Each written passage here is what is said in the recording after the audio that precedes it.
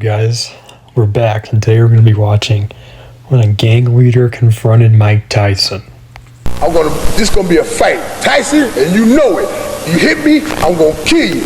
I'm gonna kill you. Welcome back to the Big Fight Recap here on BLTV Classic. He pulled his glasses off. Did you see his eye? His eye was just hanging out his head. On today's video, we revisit the infamous two-fight saga between Mike Tyson and Mitch Blood Green. A genuine beef that 10 rounds of boxing couldn't squash, as the two would face off one more time on the street, this time in a much shorter affair with a decisive victor.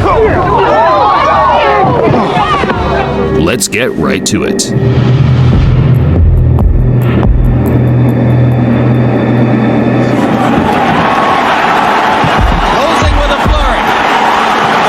This was like pre-rape charges in Mike Tyson.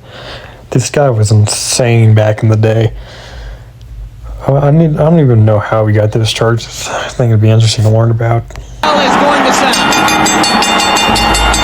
After Tyson's 10-round decision to James Quick Tillis in 1986, the invincibility aura from Kid Dynamite took a slight knock as the two heavyweights battled out a much closer fight than the boxing fans and bookmakers expected. How disappointed are you that the knockout string is over? Not at all. If anything, I feel relieved, and I'm confident if I wanted to, I could have knocked them out. It was Tyson's first time going the distance, as he had finished his previous 19 opponents all inside the opening 2 or 3 rounds. That gave some of the other heavyweight contenders an incentive to catch this teenage dynamo early, halt the hype train, and earn the highest possible payday outside of a championship fight. Tyson said, "Gonna give me a fight? I want Mike Tyson." Point blank. Michelle Tyson. He's a I'm gonna knock him out. Mitch Blood Green was one of the first fighters to utilize the new age of digital camcorders to get his message out there to boxing fans. Now I'm gonna show you something. Feast your eyes on a real heavyweight. There was no social media. Imagine how big this guy's socials would be today and how famous he would be today if he did this today, because social media plays a big part in how people think these guys are good. And if he has a big following, he got a big push in boxing. I don't really know much about this guy, but I'm pretty sure he was a decent fighter In those days, but local news stations and televised sports networks such as HBO would air the clips during a broadcast to gauge the fans' reaction. The power! I ain't no joke! My name is Blood Green, and you heard my fight! Watch my smoke! It's probably due to audio compression over time, but I can honestly say I have difficulty understanding what Mitch Green is saying. Two clear things were the muscle flexing and homophobic slurs, and bizarrely enough, as far as my research suggests, this was enough to land him a shot at the hottest prospect in world boxing.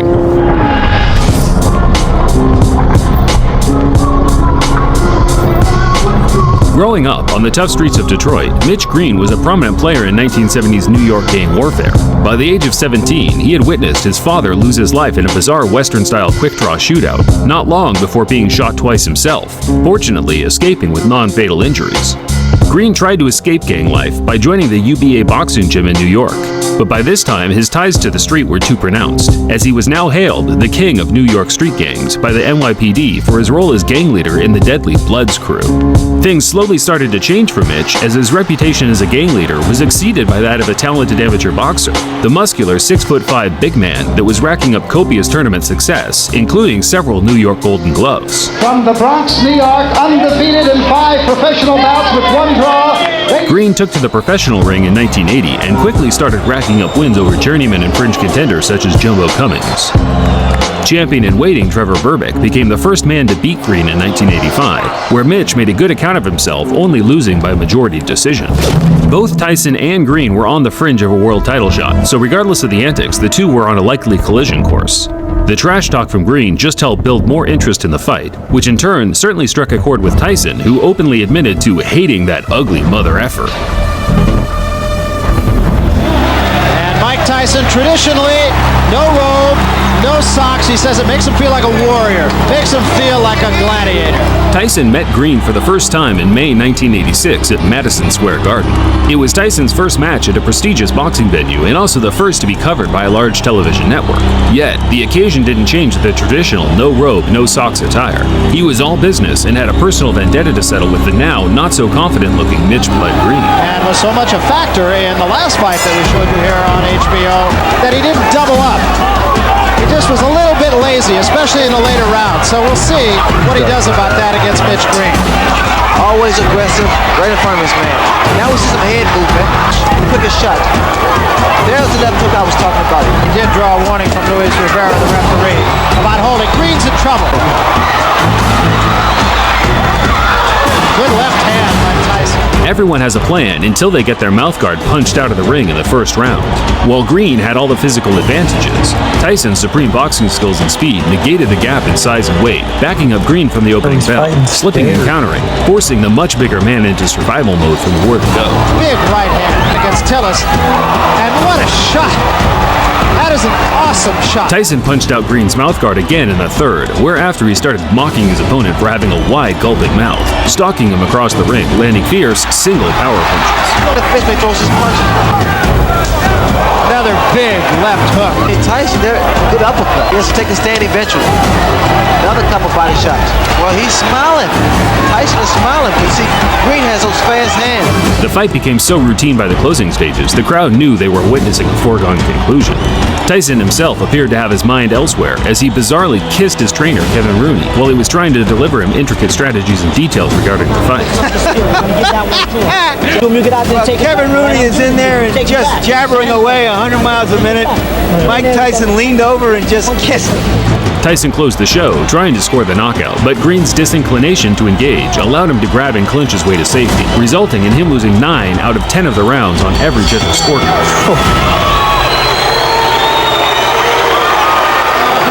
But we knew deep inside that I was going to win this fight so easy because of his style. He's a gang, tough opponent, and he took some fairly decent shots. But as you know, I won comfortably, and I didn't try for the knockout, and I used a great deal of discipline in there, not knocking him out.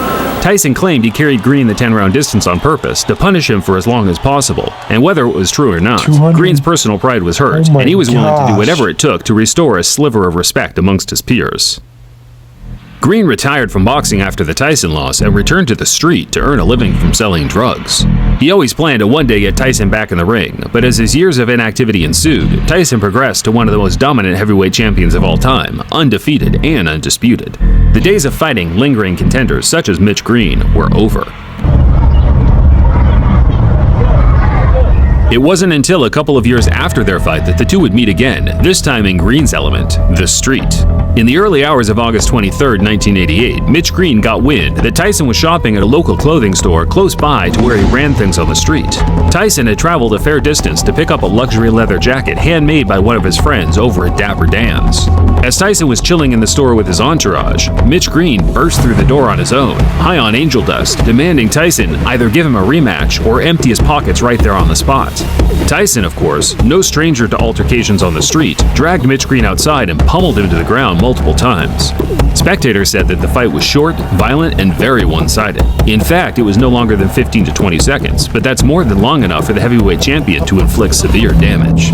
There is no footage of the fight, regardless of the clickbait you see on YouTube, but there were many accounts of what happened that all aligned, all except Green's account, where he claimed Tyson sucker punched him and ran. Who threw the first punch here? He did. He sucker punched me because he's with his friends, you know. And when he hit me, and I said I couldn't get a chance to get to him like I wanted because everybody was like pulling me, you know, holding me like so he could get away from me, so he could get away. And he ran from me. Green was certain the Tyson scuffle, which became mainstream news around the world, would add enough public intrigue to get his rival back in the ring. But Mitch had already burnt his bridges among the promoters in the sport, with his violent threats to Don King in the past already shadow banning him from ever earning any serious money in the ring again. After Green's failed attempts to get the rematch with Tyson, he filed a civil lawsuit for $20 million due to the injuries he suffered during their fight. The former gang leader came away with one small W to coincide with a long list of L's, winning the case and being awarded $45,000, close to what his purse was during their professional fight in 19... Oh my God, so you sue the guy for $20 million and you only get $45,000. You didn't even win that because all the fucking lawyer fees you have. He maybe broke even or made $1,000 off of that. Like, come on.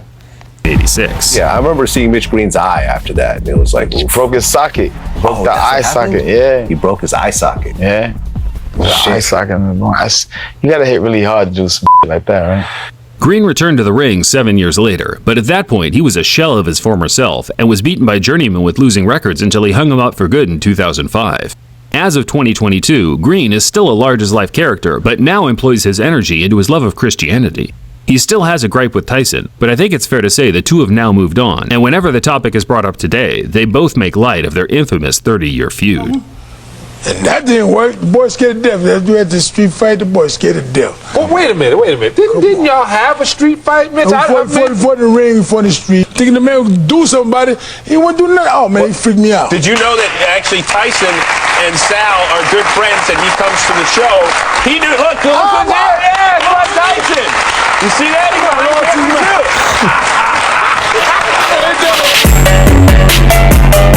What a good video. Anyways, guys, sorry I've been gone for a while. I'm kind of busy. I haven't really had time to make these videos, but starting this week, I'm going to upload every day. So stay tuned. Make sure you guys like, comment, subscribe. I'll see you on the next one. Peace.